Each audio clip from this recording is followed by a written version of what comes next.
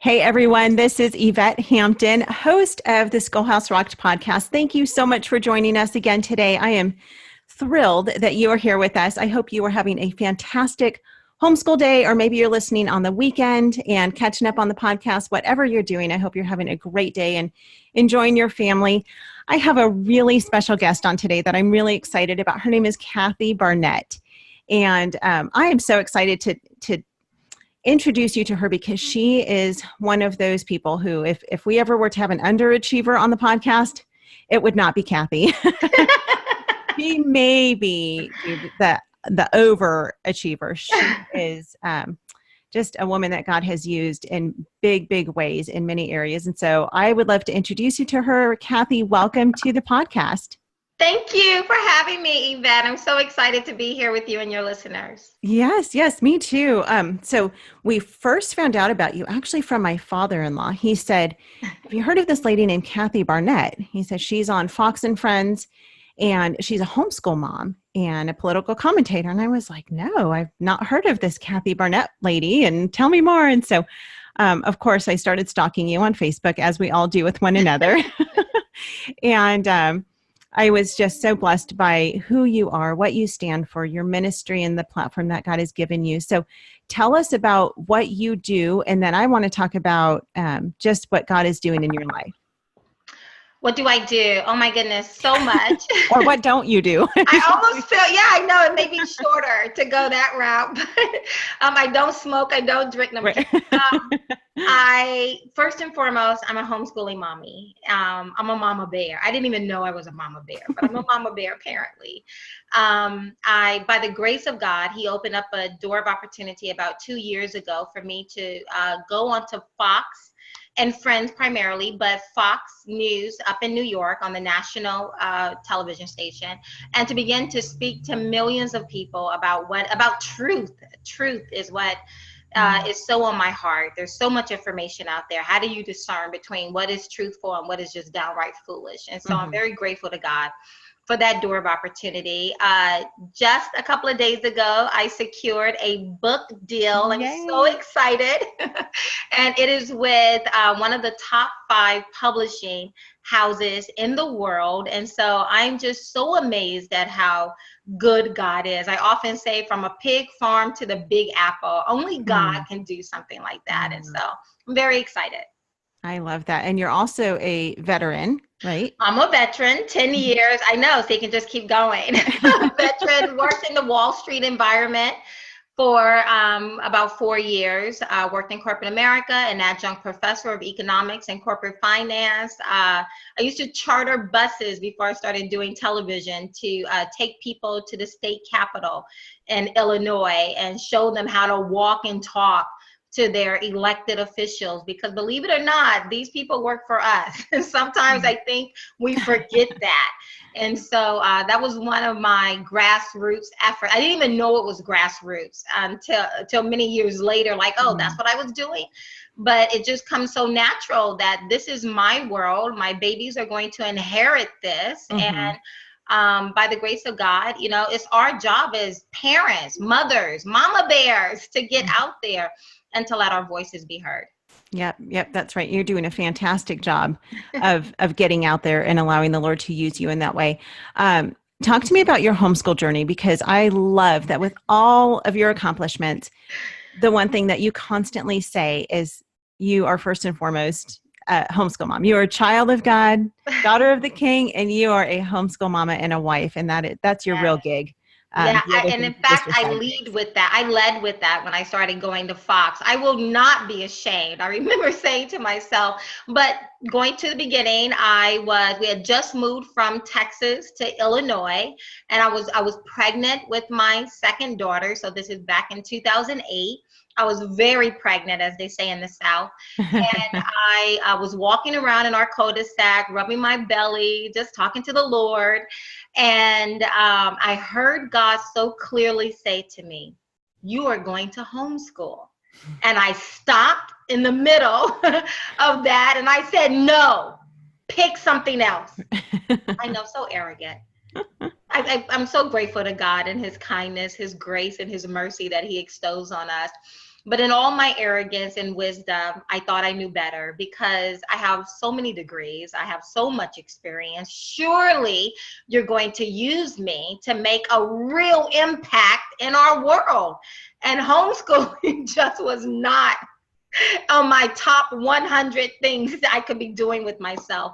So I remember waddling into the house, and I slammed the door and I said to my husband, oh my goodness, I think God is going to call me to homeschool. Like, why would he do that to me? I mean, I kind of like children, but oh my goodness, really? Because at that time, I truly was one of those parents who looked forward to that little yellow bus pulling off with her children every day, so I can get back to real work for the Lord, right? Real warrioring for the Lord. So I thought I was sitting on the board of a pregnancy crisis center and, saving babies' lives, just doing the most, I thought. Several years later, now my baby who was in my womb is now 6 years old, getting ready to start kindergarten. We are in a new state. And I enrolled her into school because that's what we do. We go to public school so mommy can, and I was so excited. My last child was going to be in school. That means I have 8 hours a day to just do me. Right. And within 3 months, my daughter was pulled out of that environment because almost immediately I saw, going through her paperwork, that my daughter had a guidance counselor. And I thought to myself, well, what does a kindergartner need a guidance counselor for? I mean, I had a guidance counselor when I was in high school. Discuss which college you want to go to. You want to take the ACT or the SAT. So I was very curious to know what this guidance counselor was guiding my 6-year-old on. So I emailed her and said, please send me your teaching objectives. And it was 35 of the most ridiculous things. And essentially, guidance counselors go into your kindergartner's classroom twice a week, and they parent your child. They take the role of the parent, and they talk to them about how to distinguish between a truth and a lie. Number 35 was going to come home with the permission slip because they were going to talk to my 6-year-old about boys' anatomies, girls' anatomies, and how they work. Right? Number 15 was the one that really cooked my goose, is that she was going to go into my 6-year-old daughter's classroom and teach her how to distinguish between different families configurations. And that is buzzword for homosexuality, same-sex marriage. I scheduled a meeting, went in, and I asked the guidance counselor, show me what you're going to take into my 6-year-old daughter's class to teach her how to distinguish between different family configurations. And it was the most beautifully colored, illustrated book about Billy going to his father's house, and his father's boyfriend, Henry, was there, or Sally with 2 moms, or some kid dealing with a divorce of their parents. And this woman, I can tell at any other given moment, I could have been her friend. She seemed very nice. She seemed very well-intentioned. She was clueless of why a parent would disagree with this. And in fact, she said to me, she's been doing this for 8 years, and not one parent during those 8 years had ever said anything to her. So she was very taken aback that this would have been seen as an approach. She just had no idea. We talked. She seemed to realize it, said she would skip lesson number 15, and in fact gave me all of her books to go through and to see what I found to be offensive. I'm thinking, this is what the Lord has called me to this state for. 2 days later, my 3rd grader, who's 8 years old, comes home and says, Mom, what's a stepmom? And I'm like, why? Because his teacher, who's divorced, was talking to the kids about his divorce and his children's new stepmom. And when I talked to this teacher, he too had no idea of just how out of his pay grade he was operating. As I explained to him, I send my child to you to teach reading, writing, arithmetic, social studies, throw in some science, and send my babies back to me. They already have a parent. I don't need you to parent my children.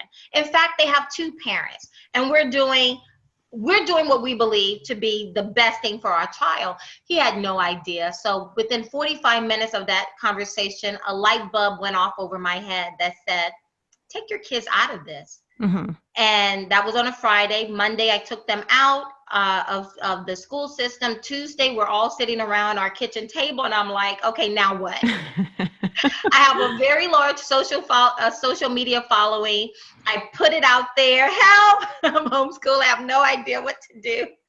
And this is from a professor. I taught economics and corporate finance, and I felt so woefully ill-equipped to teach my kindergartner and my third grader simple subject. By Tuesday night, so many people was giving me information. One lady from Texas grabbed me proverbially by the hand, technology wise, and led me to Classical Conversations, set up the meeting for me. I met with them in my community on Thursday, and 5 years later, I'm homeschooling, and I love it. That is so awesome. Such a great story. So why was it that you felt ill-equipped? Because we hear this time and time again, and it doesn't matter who the mom is, what her background is, what her education is. Pretty much every single mom we talk to feels like she's not enough. She feels like, I can't do this. I'm not, well enough educated. I don't have the patience. I don't have what it takes to educate my children. Why did you feel that way about yourself? Yeah, well, I have multiple degrees. Right. And like I said, veteran, 10 years, Wall Street for 4 years, corporate America, taught. I was an adjunct professor of corporate finance and economics. So if anyone should have felt equipped from an education background and experience background, should have been me. And the constant thought that ran through my head initially was, what if they turn out to be stupid? What if I make my children dumb? What if I don't teach something that they should know, and it'll be all my fault? I won't be able to blame the public school system. It will be all my fault if they turn out to be dumb or something. So irrational, but it was the constant thought on my mind at the time. And, again, and then the other thing that constantly plagued me, I did not know as a Christian woman just how much of the feminist lie I had bought into. I am woman, hear me roar. Look at me, veteran, adjunct professor, corporate America, Wall Street. Look at all the things I'm doing, right? And I did not know just how much of that was my identity. So when I started homeschooling, when people would get around to that question, what do you do? Be like, oh, I felt embarrassed. I felt like I was less than. And then, as I mentioned to you before, I remember so clearly a passage that came to my mind, and that is when Jesus was on the cross, he rejected the shame because of the joy that was set in front of him. And I remember thinking that one day I was at Fox and someone was asking me, what do you do? And it was that like, oh, I knew that question was coming. What do you say? And I remember feeling the shame creep up in my throat. And I just said to myself, I reject that shame. I'm going to push beyond that because I see the joy that is set in front of me. What a wonderful opportunity as homeschooling moms we have to truly influence the world. When I was walking around so many years ago with my daughter in my belly, thinking about all the great things I was going to do for the Lord in the world, how I was going to make an impact. There is no greater impact we can make than on the little lives that are in front of us. The world is going to need what my children will have. And my children will have those things in large part because we're pouring those things into our children, the character, right? We're dealing with a society who are now telling our young children, you cannot trust your own two eyes. Yeah. You have to, you're looking at me, I look like a woman, I sound like a woman, but I may not be a woman. You need to wait until I tell you who I am. I look like a duck, quack like a duck, walk like a duck, but I may be a sheep. You don't know. Right. And somehow you're wrong if you trust your own two eyes. Think about that for a moment. Right. We have a society, a whole culture that is teaching formidable little minds, you cannot trust yourself. Those little minds, those little souls are going to become our future doctors, our future lawyers, our future bankers, our future accountants, right? Who will test the wind to see which way is blowing before they know what is right and wrong. And as a mom today, I fully understand that the joy that is set before me, or the two little souls that God has allowed me the opportunity to kind of walk alongside and to make sure they have a firm understanding that truth really does exist. And it doesn't, and it's not based upon how you feel in this moment. That's my role. So yes, I'm on Fox. I get to talk to millions of people multiple times a week. I have a book deal by by one of the largest publishing companies, and yet there is nothing more profound, more impactful in this culture that I can do than to raise up these two little ones who will understand there is such a thing as right and wrong. Yeah. Yep. Amen. I want to continue talking about this. We're going to take a quick break to listen to some information on a sponsor, and then we're going to come back and I want to keep going on this. Sounds great. And I'm going to take my regular water break. Yay. Hold on. And chapstick break. Savannah Bee Company. Okay.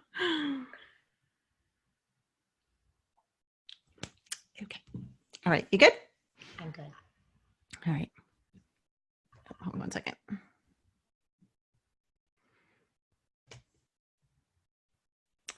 Notes real quick. Okay, we are back with Kathy Barnette.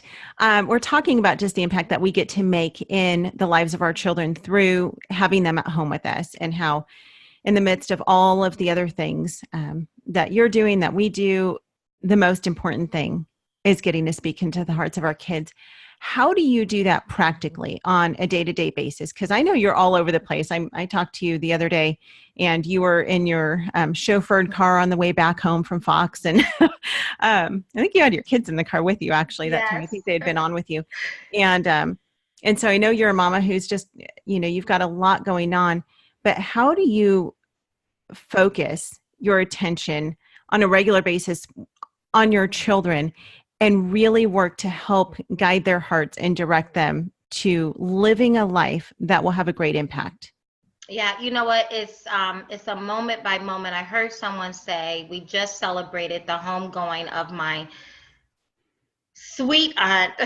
She's a giant in the faith. And I heard one of the pastors say, my aunt did not go out witnessing. She was a witness. Her life was a witness.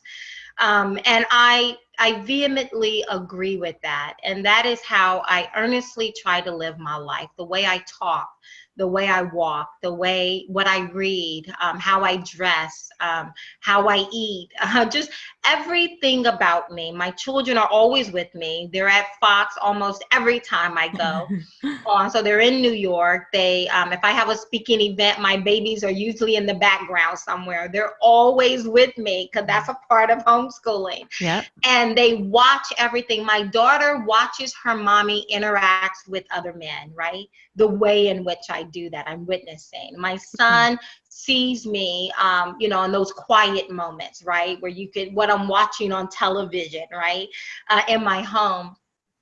Everything about our lives. It's not just setting aside, 20 minutes a day, 30 minutes a day to speak truth into our children's lives. Yeah. It's every single moment of my life. I remember when my babies were very, very little, and I used to love watching Bachelor. I know. And when my babies will walk into the room, I will pause it because, the stuff that it wasn't even nearly as bad as Bachelor is today. This was like 6 years ago, 8 years ago. So it wasn't nearly as bad as it is today, but it was still bad enough for me to pause it when they walk into the room. And my son, who was then about 4 years old, said, "Mommy, if I shouldn't watch it, you shouldn't watch it." And that was so conviction. That was so true. So true. I stopped watching Bachelor, The Bachelor, The Bachelorette 8 years ago when my 4-year-old witnessed to me that if I shouldn't watch it, Mommy, you shouldn't watch it, right? So it's recognizing that those little eyes are forever open. They're little sponges. We know that, right? And so that's one of the things that I do is that I am a witness. Also, just making the Bible practical. I was telling my son the other day that, before the foundation of the world, he's 12 now, before the foundation of the world, God saw you. He called you. He predestined you. He created a purpose for your life. Yep. And then in 2006, he put that purpose in a body. And we named him Carl. And I said, so I'm sure when God was coming up with your purpose, spending 4 hours on Xbox wasn't a part of that purpose. so it's helping. So it's using scripture in a very practical way of helping them to see that, you're going to have to give account of that purpose, of that time that we only have so much time in the world to make an impact. That's spending 4 hours a day, quote unquote, probably isn't the best, probably wasn't what God had in mind for the foundation of the world when he was designing your purpose. And so therefore letting my children see that, Mommy, don't spend 4 hours on Facebook any longer, scrolling. Mommy doesn't spend 4 hours watching TV, just watching, flipping through channels.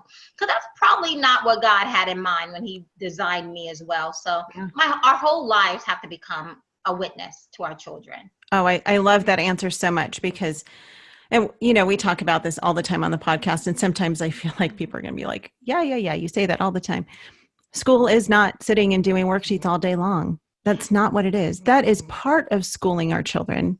And they need to know those basics of academics, but life is school. Everything that we do, from the time they wake up until the time they go to bed, the things that we're teaching them through our lives and through the things that we allow them to get involved in and the ways that we are serving together as a family, that is what's the most important. And,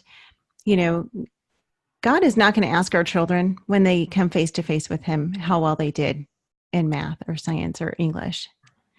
How well can you diagram a sentence? He's going to say, what did you do with what I gave you? Because he has created all of us on purpose and for a purpose. And so I love that you take your kids along with you on this journey of life and you're just teaching them in a very practical way what that looks like. Are you able to talk about your book? Because I know you just signed this book deal and I know that I've been around enough authors to know that there's always kind of, the secrets that cannot be told. Can you talk a little bit about what you're doing and what the premise of the book is? The premise of the book, yes, I'm kind of beholden to some of those for right now, so I can't really talk about the name of the book and all of that. Sure. And I'm new to all of this, so I'm learning, I'm walking and learning as I go.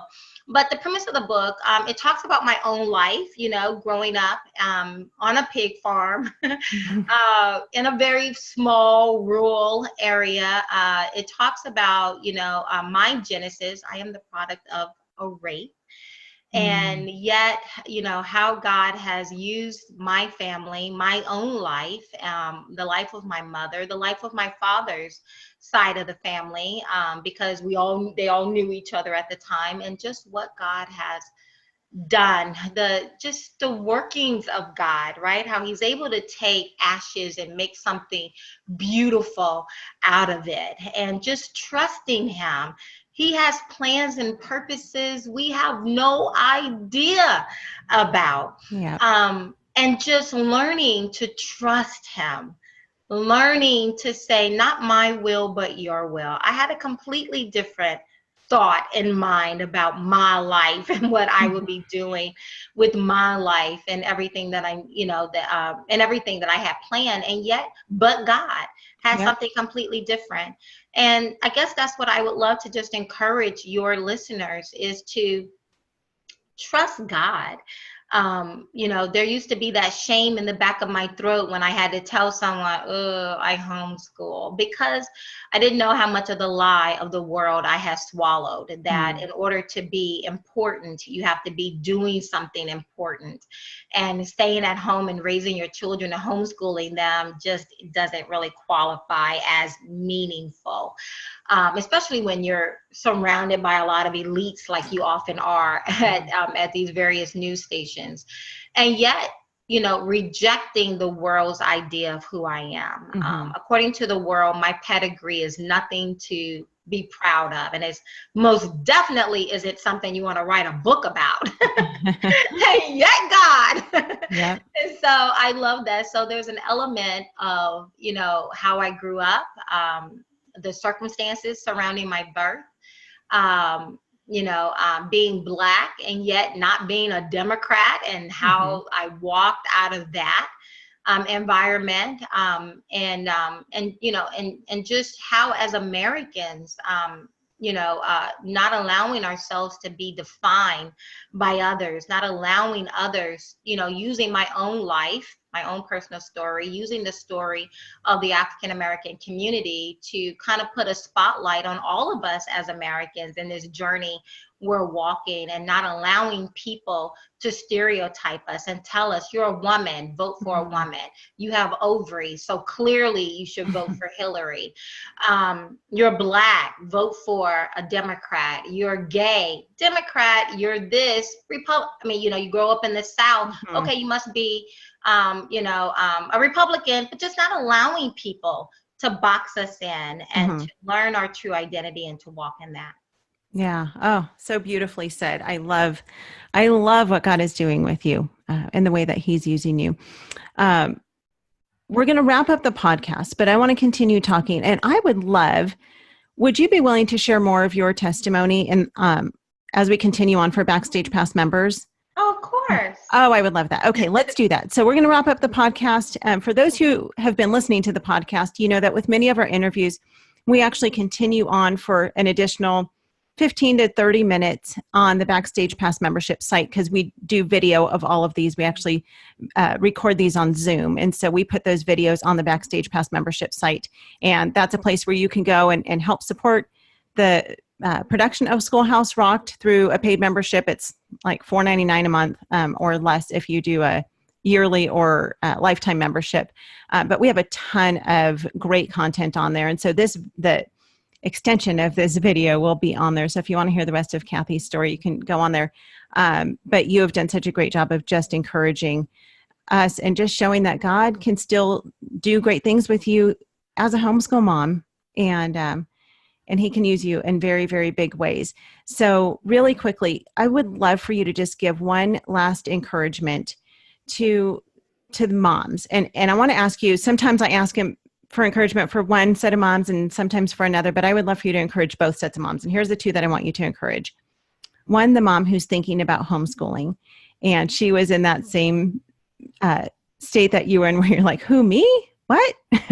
You want me to homeschool? I have other things or better things to do. I would love for you to encourage that mom. And then the second one is if you could encourage the mom who is in the thick of it right now and she's overwhelmed and tired, and just encourage her to keep going.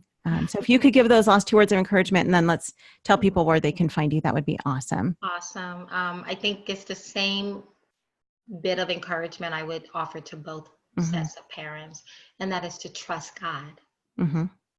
I know, so simple, right? Because we want things to be much more, sophisticated. And yet we serve a God who has made salvation so simple, so much so that He said it confines the wise. They just can't get their mind around how simple the gospel message is of salvation, right? And so that's my word to you, is to trust God, to trust God.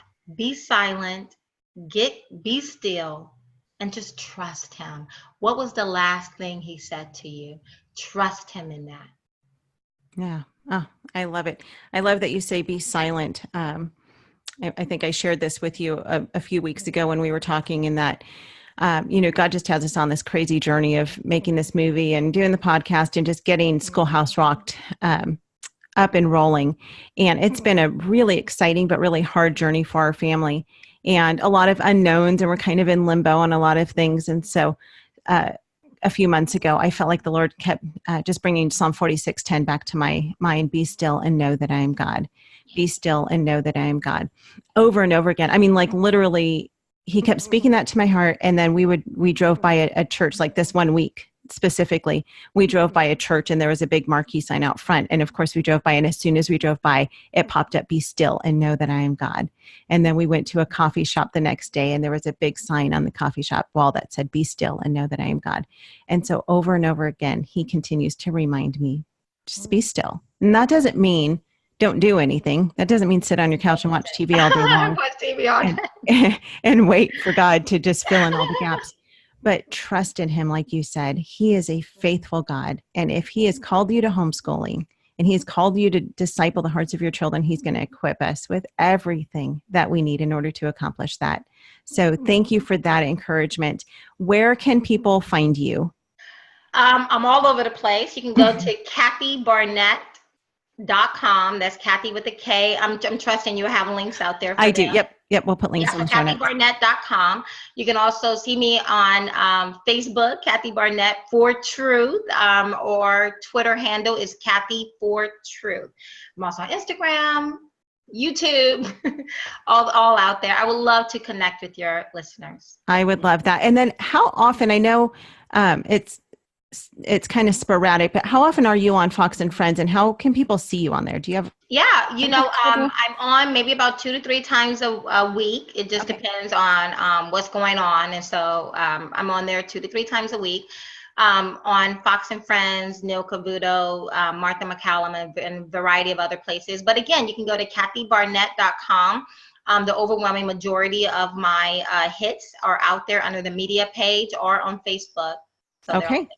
Awesome. Well, thank you for your time today. You are an absolute blessing, and I am so glad to call you friend, Kathy. Thank you. Yes, thank you. And for those who joined us today, thank you for joining us. Please remember to go leave a review on iTunes for the podcast. We would greatly appreciate that. That helps us to get the word out about it and helps people to know what the podcast is all about. I'm constantly surprised at how many people find Schoolhouse Rocked through the podcast. They'll just, they'll put in the search box homeschool, and the Schoolhouse Rocked podcast will come up. And we've had a lot of people find us that way. And then that guides them back to the schoolhouserocked.com and the movie and all that we've got going on. So we exist here right now in our Schoolhouse Rocked world to serve you and to encourage you. We exist in life to honor and glorify the Lord, but we really want to continue to encourage you. So if there's a way that we can do that, please let us know and leave a review. So thank you again for joining us today. Have an awesome week, and we will see you next week. All right. So thank you. That was awesome. So let's keep talking.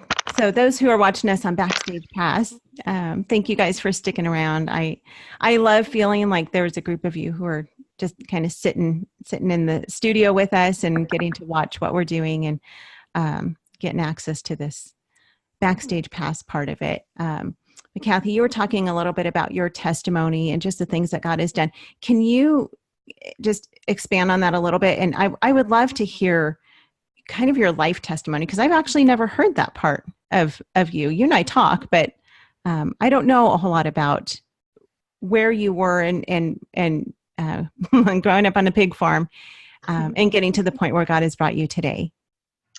Yeah, it's not a part that I often share. I usually just say from a pig farm, to wherever else I'm doing, kind of thing. And share however much you're comfortable sharing. Yes. And it is a thing of being comfortable, but I'm firmly rooted, and I think it's Revelations chapter 12 where the angels talking of those who overcame the enemy. They said they overcame the enemy by the blood of the Lamb and the word of their testimony. One would think, oh, just the blood of the Lamb is enough, right? But it's the word of our testimony, going and telling people, look what God has done for me. Yeah. He can do it for me. He can do it for you. Yep. That brings hope to other people, right? Because life gets tough. And oftentimes what I find in the Christian community, we're very trained to be religious. You walk into a church and you say, hey, how you doing? And everybody's like, oh, I'm doing well. And I'm blessed and highly favored in the Lord. How are you? Right? These canned responses. And we feel as though we have to be perfect and we can have no issues, because if you do, then you must not be trusting in the Lord or something, right? And it's foolishness, and it keeps people from developing authentic relationships with others, and especially Christians, because times are difficult. It's challenging to raise your family today. When I was growing up on that pig farm, let me tell you, first of all, I loved my childhood on the pig farm. I loved it. We had more than pigs, but the pigs was just so there, chicken. And we even had raccoons in the backyard. So we probably raised them too. But I loved my childhood. I loved it. In fact, I take my children back once a year. That farm is not there, but my father's side of the family is still there. And so I take my children there because I want them to grow up with some sense. It's not the same by any stretch of the imagination, but the simplicity of life is still there, and the love and, the accountability. Today we live in a society where, I can do the most outlandish things and you cannot say anything about it. We're accountable to no one any longer. There is no such thing as shame any longer. Good shame, there's bad shame, and then there's good shame. There are a lot of activities we're doing in the world where we should be shamed about it, and yet that is the kind of shame that the world is forcing us to neglect or to overcome, right? There are things, a man wearing a dress, there should be shame associated to that. A man wanting to go into a little girl's bathroom, there should be tremendous shame associated with that. And yet our culture is saying, no, to the one who says that's wrong. They're looking at us like we have the third eye, like something is wrong with us. And we have to push beyond that foolishness and say, that is crazy. No, you will not be walking into that bathroom with my little girl. No, this is not proper, right? These are the things that we should be doing and should be doing so vehemently. And a lot of that comes from when I was a little girl. I call it pig farm values. You reap what you sow. Some things are just, if we didn't sow it. My grandmother used to say, Kathy, come and help me in the garden. And I thought she just wanted to spend quality time with me. It wasn't until I was grown, until when I realized, no, that was for survival. If I wanted green beans and peas on the plate, I had to go sow those seeds, right? And we sow. And so from a farmer's perspective, I mean, the reality of you reap what you sow. If you don't sow, you don't reap. Right. Yeah. That's absolutely true. And the same with our kids. We will reap what we sow with them. And yes. Yeah, right. It's parenting. Yeah, so if you're sowing a lot of anger, a lot of angry words, you're going to reap an angry child. If you're sowing, a lot of lasciviousness, you're going to perhaps reap some of that. And some of it, we don't have to necessarily be doing it ourselves. The television is very willing to do it for us. Producers are very willing to sow into our children a tremendous amount of foolishness. And if we allow the floodgates to open in our home, whether it's television or Xbox, right, where they're Xbox Live, where they're able to interact with other people, and there's no guard over that. Their cell phones. I still don't understand why children have cell phones. I mean, I even see homeschooling children with cell phones. You're with me all the time. What do you need a cell phone for? I don't get it at all. And it's making parenting for the rest of us who still have some sense of balance difficult. It's making parenting for me more challenging because I have to go and explain to my child, yes, Tim has a cell phone, but I'm not Tim's mama. So you're not getting a cell phone. I'm your mama. And I say you're not getting a cell phone because you don't need a cell phone. You're 12. What do you need a cell phone for? Yeah. Well, I will say our Brooklyn has a cell phone, but there was actually a reason because she is with us most of the time, but she has started babysitting. And actually what happened was we realized that most people don't have landlines anymore. They have cell phones. So when mom leaves, she leaves with her phone. And so there's no way for Brooklyn to get a hold of mom without a phone. And so anyway, we got at that. And then she also has started attending youth events at a local church. And so we want her to be able to get a hold of us. But she also has, I mean, it's basically for calling. She has very, very strict access on her phone.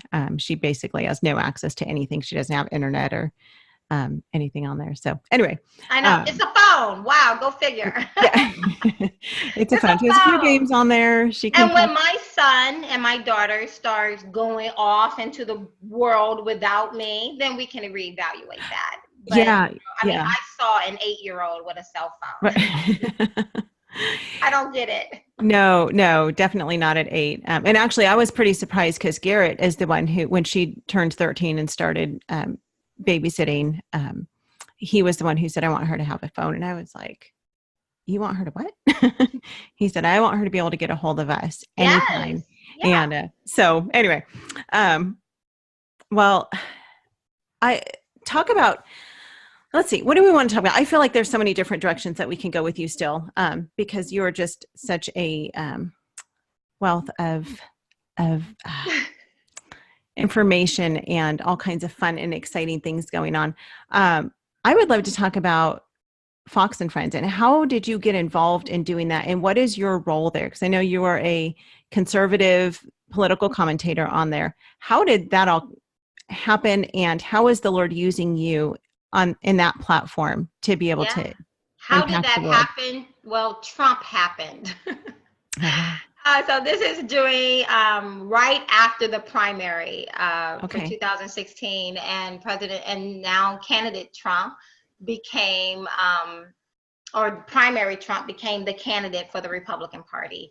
And it was at that time that, you know, the whole world wanted to understand, how in the world did this just happen? How did Trump become the candidate? And how do you as a Black woman, how do you as women, what do you think about him? And so I initially went on with a group of moms, and they wanted to know, you know, President Trump, candidate Trump at the time, you know, is saying some pretty radical things about Islam, saying some pretty radical things about, you know, a variety of issues, abortion, healthcare, just a variety of things, our place in the world. How do you feel about that?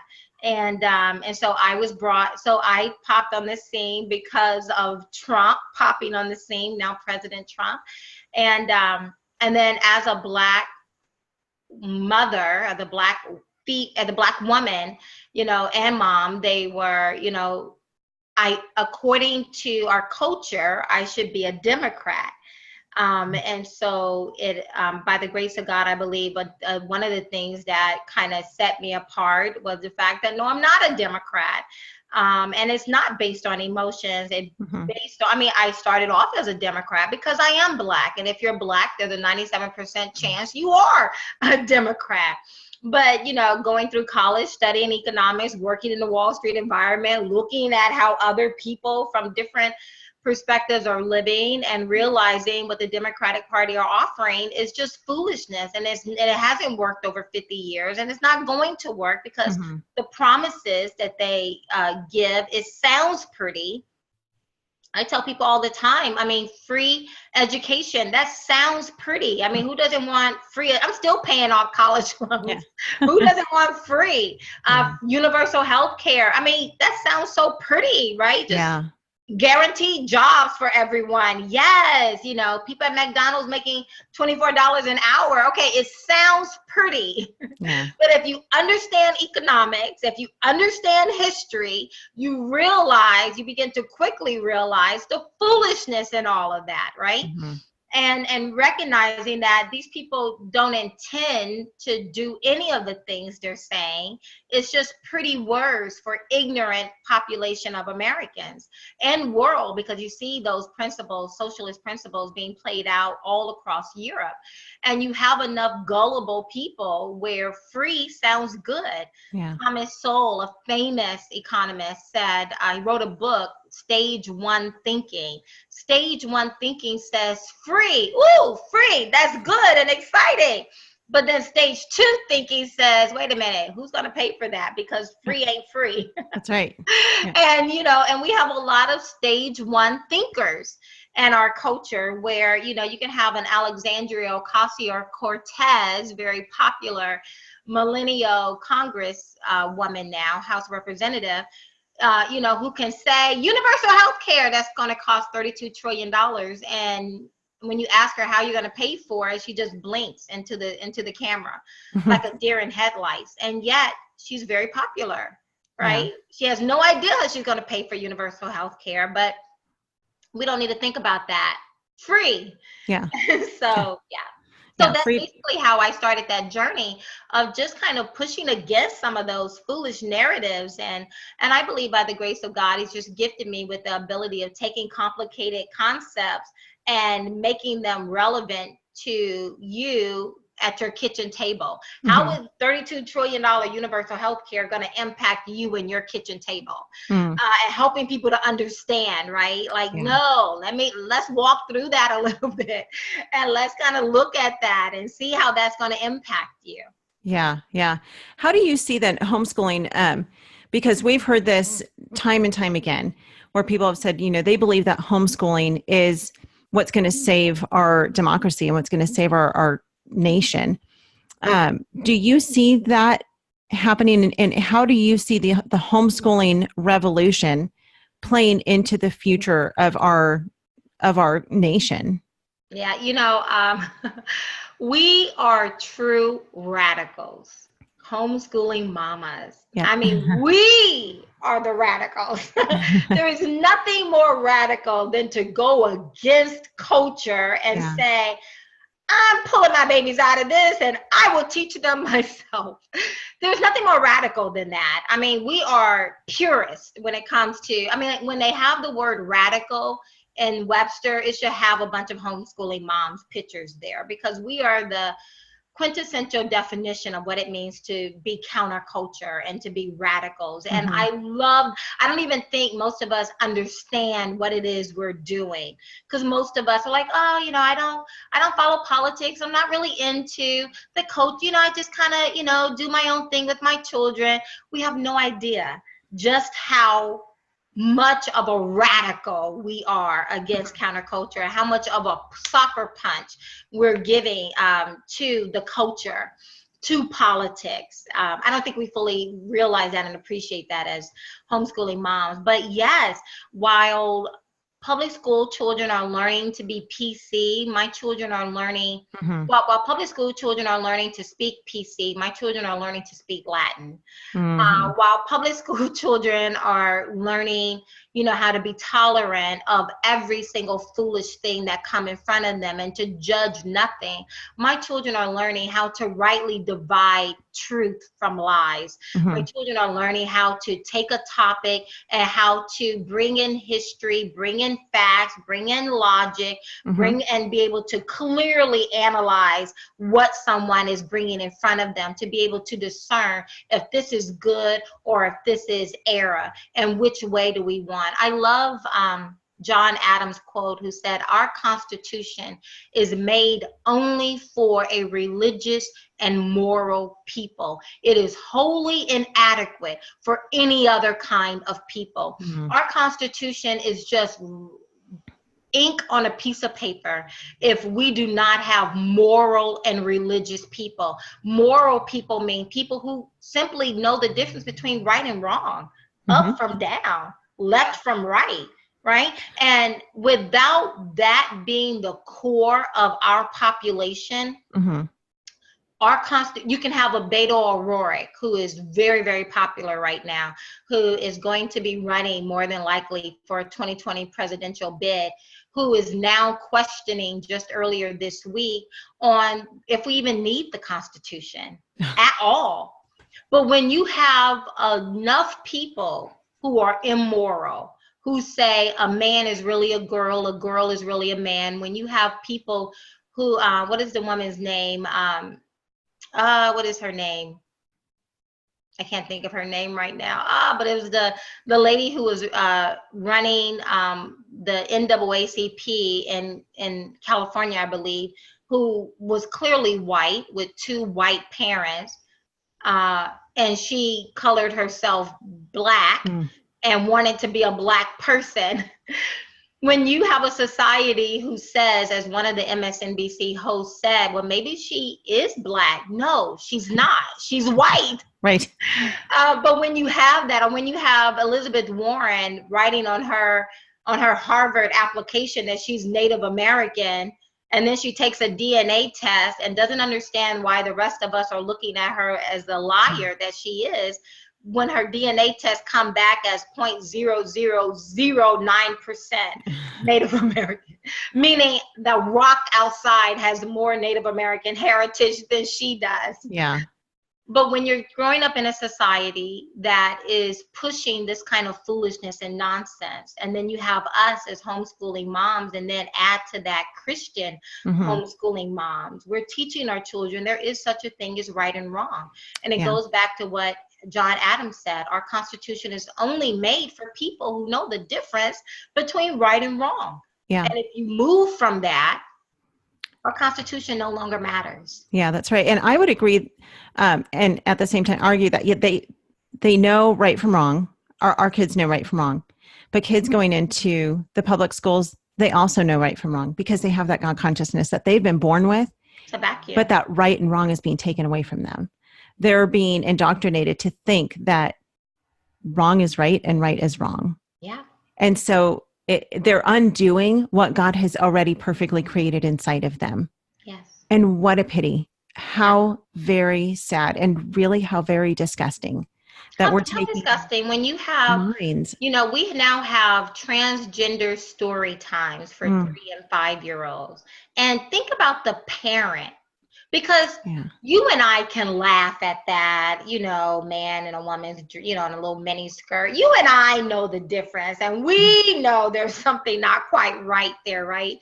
But, you know, but now they're teaching this to younger and younger ages, 3-year-olds, 5-year-olds. I mean, that's at many public schools, public libraries, where they have these transgender story time. But think about the parent who has so swallowed the lies of our culture, who is so spiritually bankrupt and blind that they will take their 3-year-old, their 2-year-old into this environment. And these drag queens are not, you know, incognito. They are very flamboyant about their look. We even have a campaign now out here on the East Coast called Shout Your Abortion. Oh, it's so where we have women going into these public school settings and sitting across one-on-one with these young, impressionable minds, helping them to understand that murder isn't really murder if you don't want it.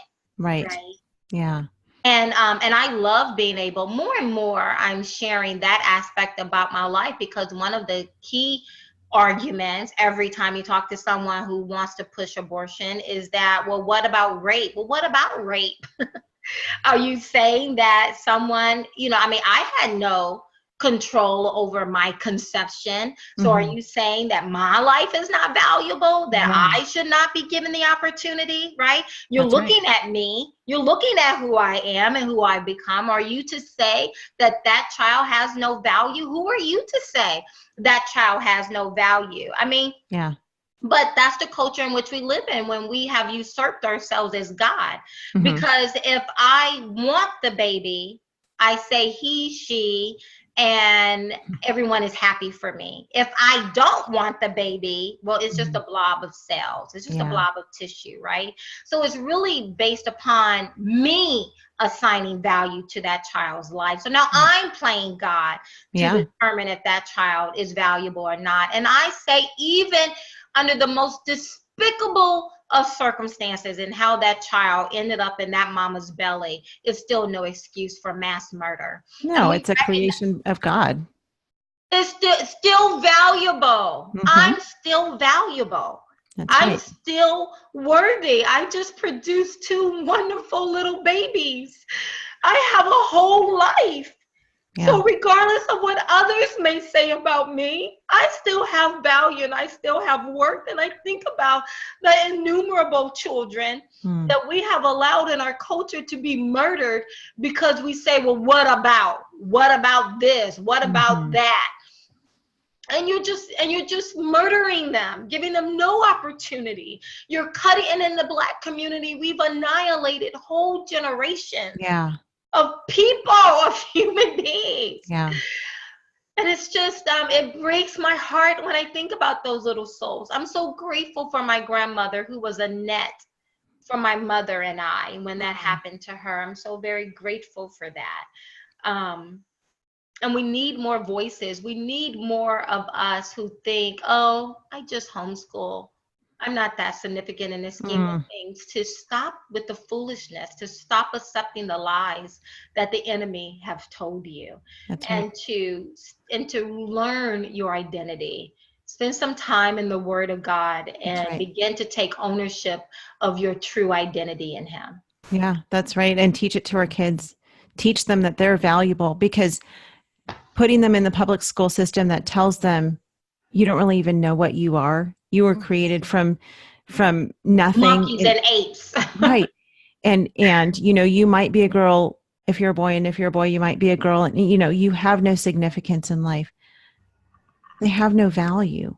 You're teaching them that they have no value. But yes, as homeschool moms, we have an opportunity day in and day out, all day long, to teach our kids the value of the life that God has given them and the way that they can make an impact. And praise God for that. And I'm so thankful for you, Kathy. I'm thankful for the platform that God has given to you. I know that it is only by His grace that He has put you where you are and called you to homeschooling and made you mama to your 2 amazing little kids, that you are so intentional in teaching them about the love of Jesus and the value that they have in this life. And so thank you for your time today. I've loved talking with you. I know you're going to be a great encouragement to those who have been watching, and keep doing what you're doing.